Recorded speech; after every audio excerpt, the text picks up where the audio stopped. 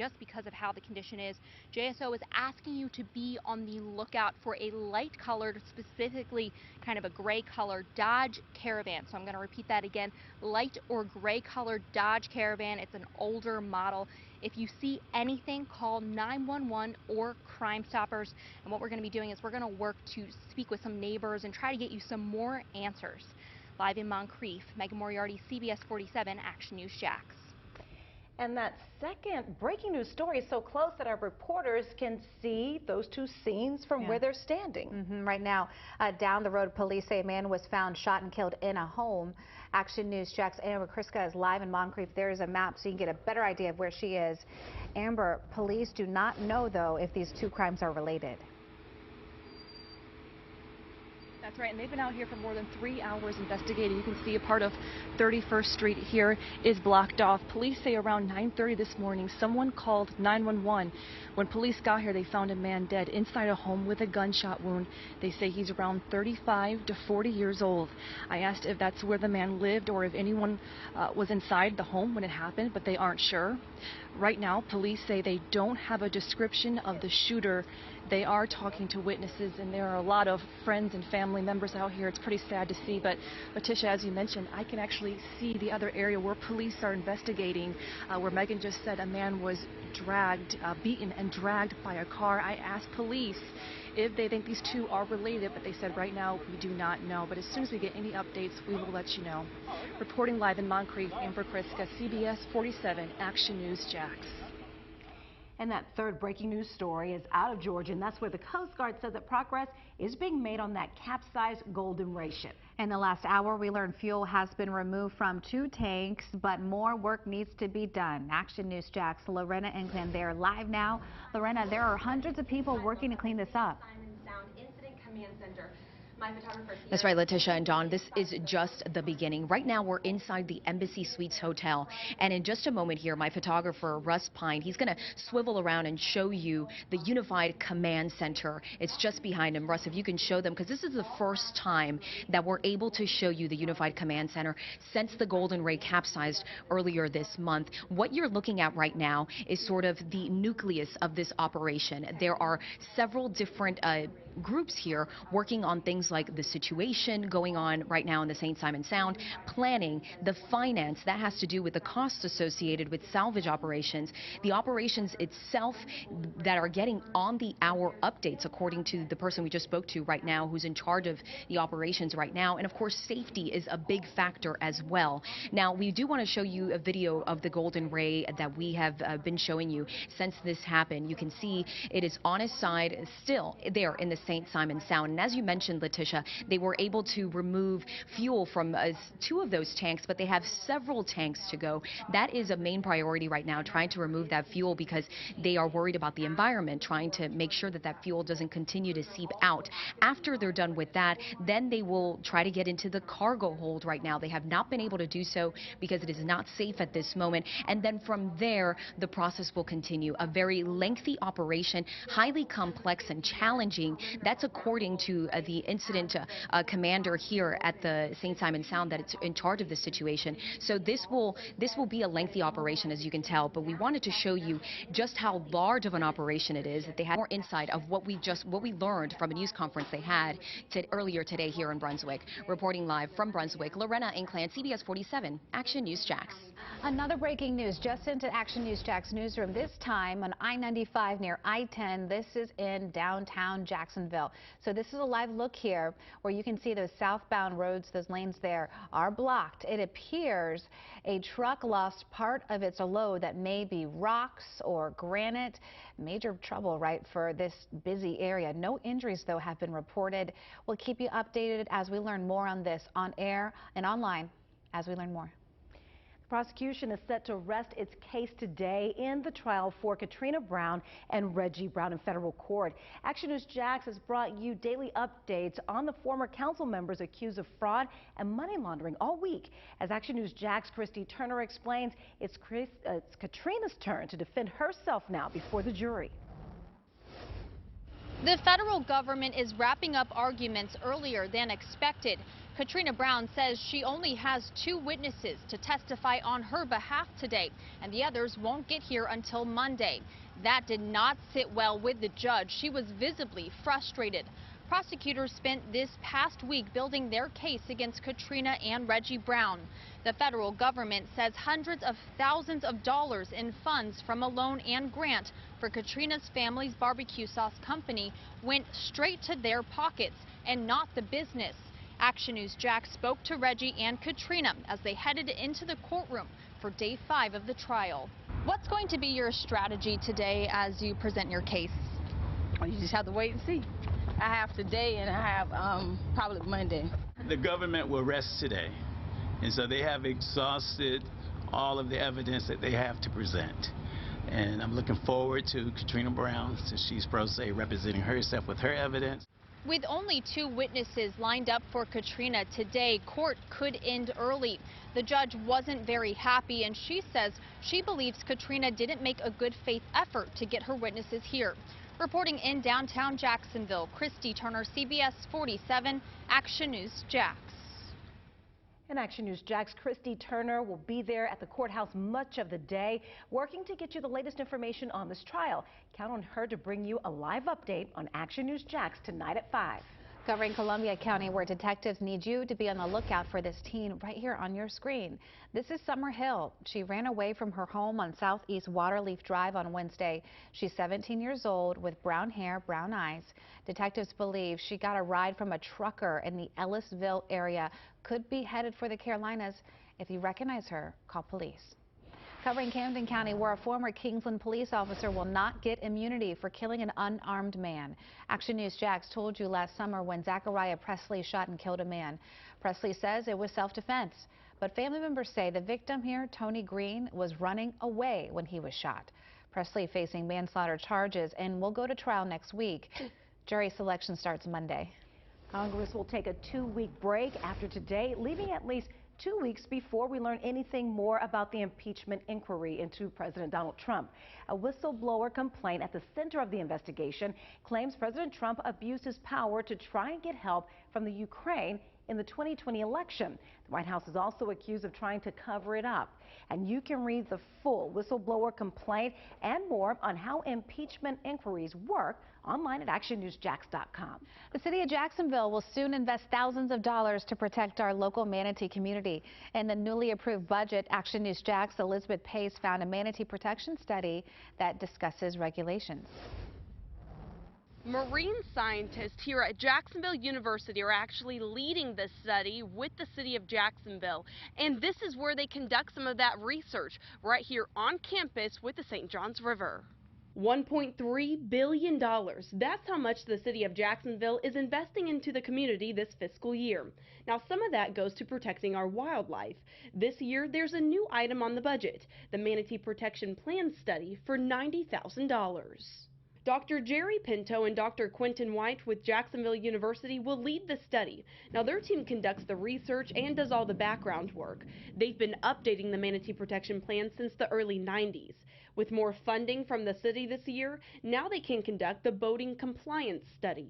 What that looks at is how boaters are behaving in the Manatee speed zones. Are they obeying them? Are they not?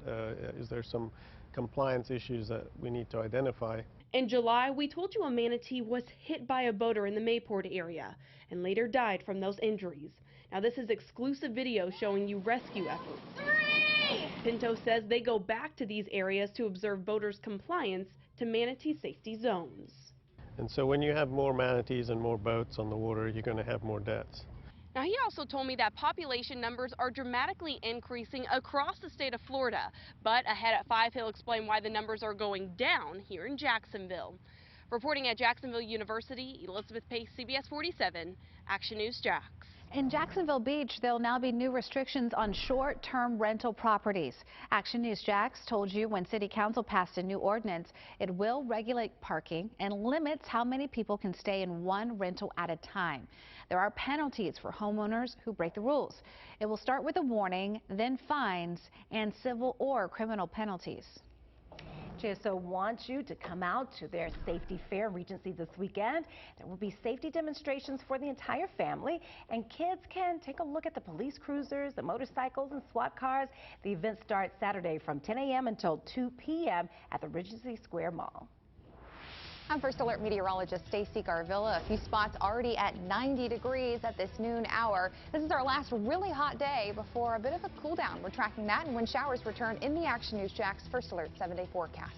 New resources for families who have limited access to food. How different groups and city leaders are working to make it easier to eat healthy. All 5 Sullivans brothers were killed when their ship was destroyed back in World War II. Coming up, I'm going to show you what this ship is doing to help commemorate their memory. What to watch, brought to you by Ashley Home Store.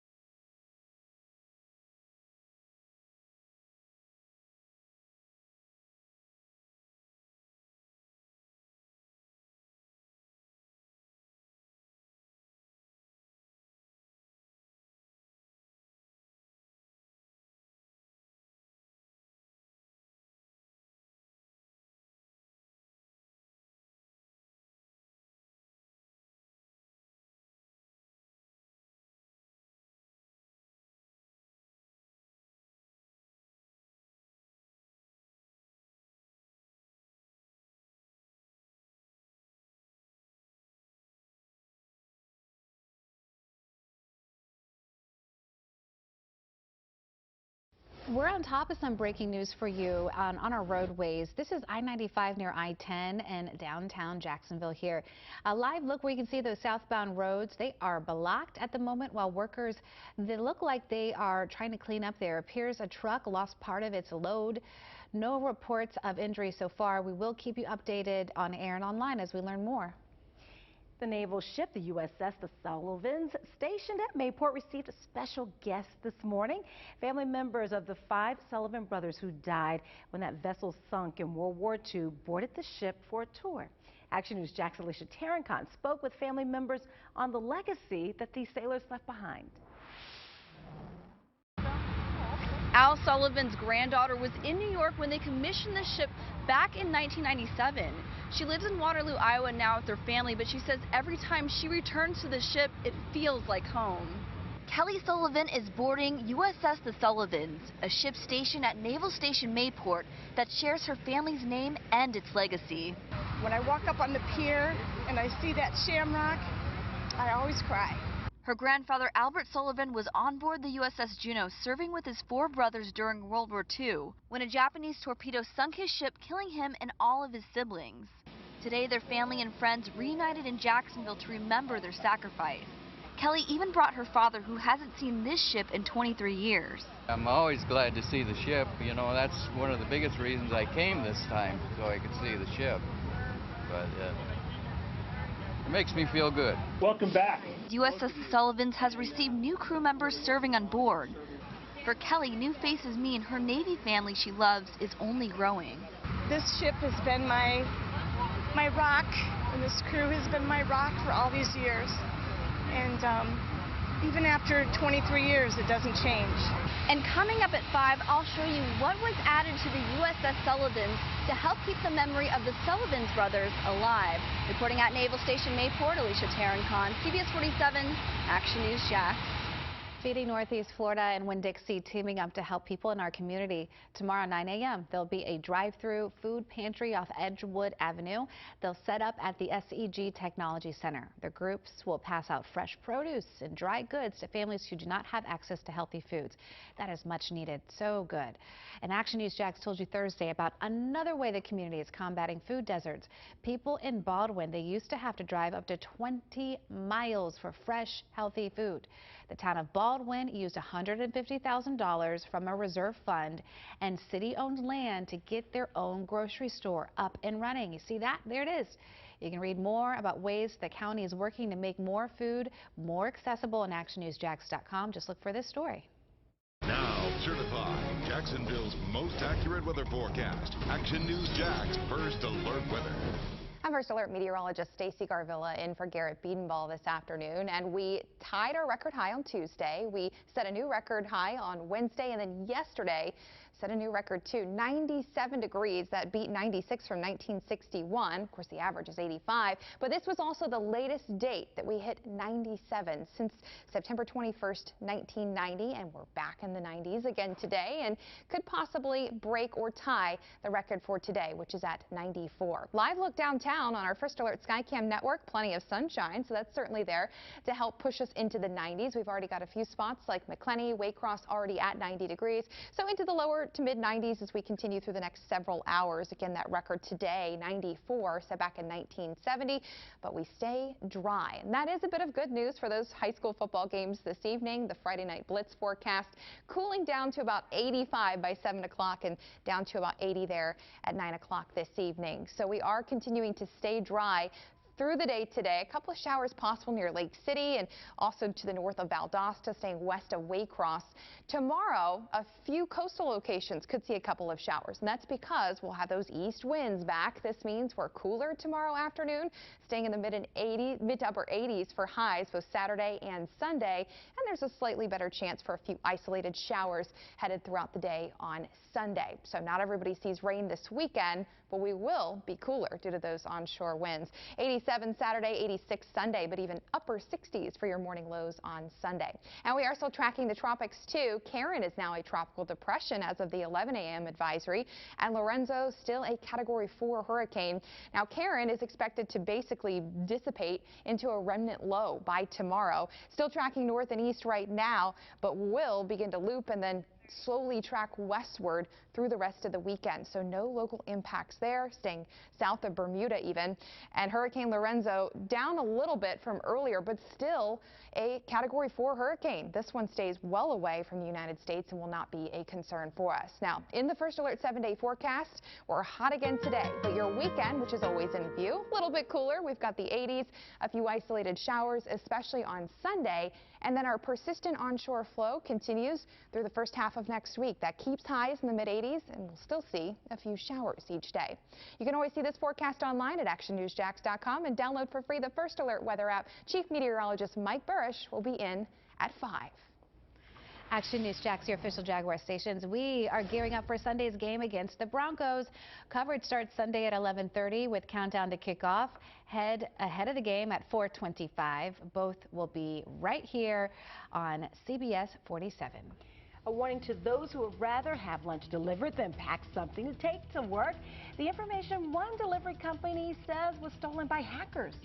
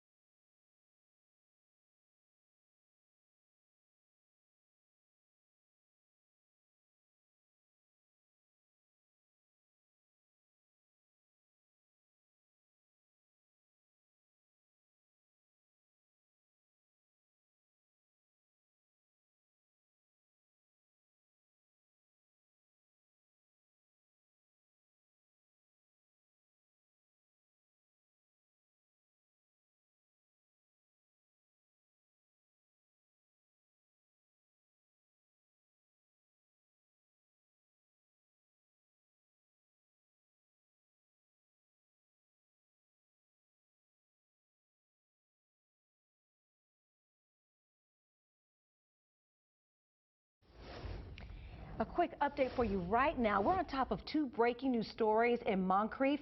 This is brand new video of a home on Moncrief Road, and that's where police say a man was found shot and killed inside of a house. But not too far away, just down the street, another man was beaten and dragged by a car. It was recorded. Reportedly, Action News Jax is working right now to learn if these two cases are connected. We'll bring you up to date on Action News Jax tonight at 5. DoorDash says a data breach impacted nearly 5 million people. Information about customers and employees was stolen. Hackers got names, addresses, phone numbers of people who joined before April of last year. That's the cutoff. We have the number for Dash Store's support line posted on actionnewsjax.com for anyone whose information may have been put at risk.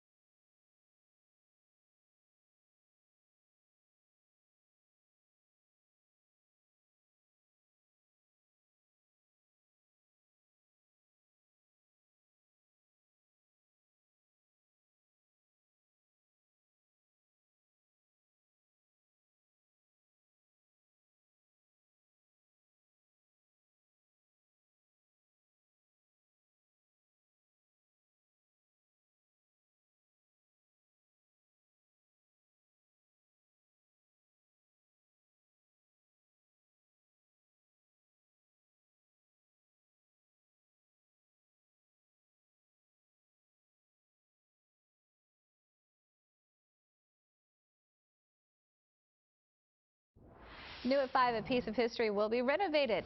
Action News Jax investigates who's in charge of fixing the Jacksonville Beach Pier. And here's one more look at that Friday night blitz forecast, staying dry with temps in the 80s. All right, well, thanks for being here for Action News Jax at noon. More tonight at 5. Y&R is next. Bye.